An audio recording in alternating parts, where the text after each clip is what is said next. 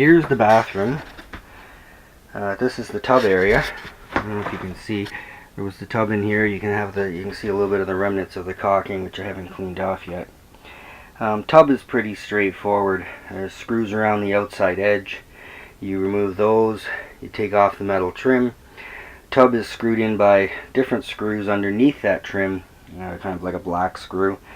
You remove those. The drain is sitting right there. It just basically unscrews from the bottom of the tub and it lifts right out. And along here there was a wall. You can still see a little bit of the blocking there. Hopefully it shows up on camera. But that wall unscrews as well. It's just 3 or 4 screws and you lift the whole thing out. It's actually right here. So this would go to the back, was into the wall. They got the notch out for the water line, and then this is your trap door, which you can lift up to access any of the plumbing if you had to. So I'm bound and bent that we are going to switch this over because we don't use the shower very often. We use the one at the park. We're strictly weekend warriors and there's no need to have the shower. So I have the vanity already, and what I am hoping to do is I have to reroute the water lines, which is just, these are the crimp connects. Let's see if I get a better view of it. These ones here, it's your standard water line, but these hose fittings just, they kind of crimp, so you would cut them off and then you have to cut your line down to whatever size you're using. So both these water lines, these ones here are going up to the taps. I will be hooking them into the sink, and the other one here, I have to kind of run it along this wall and then into the corner and across and finish it some way. And apparently that hole in the floor, they did do a lot of that in the Jaycos. Not sure why, but it's part of what you got to deal with. So I'm hoping the cabinet will come out to about there, like we'll cover that. And if that's the case, excuse my flip-flops, I'm just out doing a quick morning shoot. More or less I want to get it done after the work is done. But again, it'll come out kind of past that. The cabinet should come out to the end to cover that hole. And then the pipe will come up through there.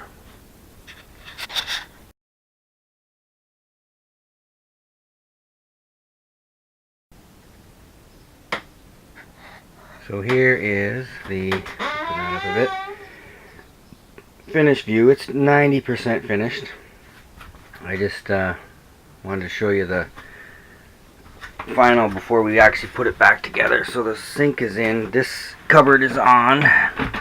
I still have to, this little piece here, I still have to put the seam tape, finish that. And then underneath here, now there will be, in the back here, a board that's going to go across here and down, and probably cut it down here and just leave that opening as a vent or whatever. But anyway, I will put a board there that will be flush tight to the pump, like right here. It's going to go right down along that edge, so you can set stuff inside of here without it falling into the back there. And then I will just put in a couple of screws that you will be able to remove, and that becomes your access point for your water lines. So, and then I like I said, I brought the water lines up, I put in shutoffs. It's now switched over to the flex line on both sides. I thought it would be a good idea to shorten. This one was actually fitting okay the first time. I shortened it up to make it even, and then realized because I changed position of the sink, I moved the taps from this side here, I put them over here, that the line was too short, just by ½ an inch. So I put in a T with a cap to bring the water line so I could connect it. So live and learn. Everything's been a little bit of a chore, but I'm happy with the way it come out. Like I say, we have like a standing room that we can do our business. And the tub trim, I found it kind of hard to make it look normal and get the silicone off the wall. So what I ended up doing was I put the trim kind of followed the outline of where the tub was, and you know, added a little bit of extra silicone to it, which is, you don't need it, but it's just to make it look as close to factory as possible. I think I've accomplished that. There's the hole in the floor, or you can't see the hole in the floor rather, and I ended up going out 2 inches from each end, and that would cover it. So 2-inch, couple of 2x2s, I framed it in, brought it out 2 inches from the back and the side, and that's it. Replumbed it in, and it is good to go right now. So I don't know if you guys, if you have a 145RB and really want to go back to a sink, this one was, I think it was on for $120 Canadian at Home Hardware over here, but there's many of them. You can get different versions. This is ceramic, which is another issue I had, trying to you know, get it secured in there, because the silicone holds it in on top. There is, this shows up, there's silicone underneath, and there's silicone like in the back here, and that's it. That's what holds it. Your drains hold it in, and then up underneath here there is a gap. I don't know, I'm going to tip the camera up there and see if it will actually show you that, in between the sink and the frame of the cupboard. So what I'm going to do is put in a block of wood, you know, just glue it or silicone it in so it can be removed easily, and that block of wood will actually push against the sink and hold it in place as you're going, because this was designed for use in a house, and when you're trucking off down the road you will have a lot more bouncing, vibration, etc., etc. So I'm just trying to keep everything held together as we're now using it in a trailer.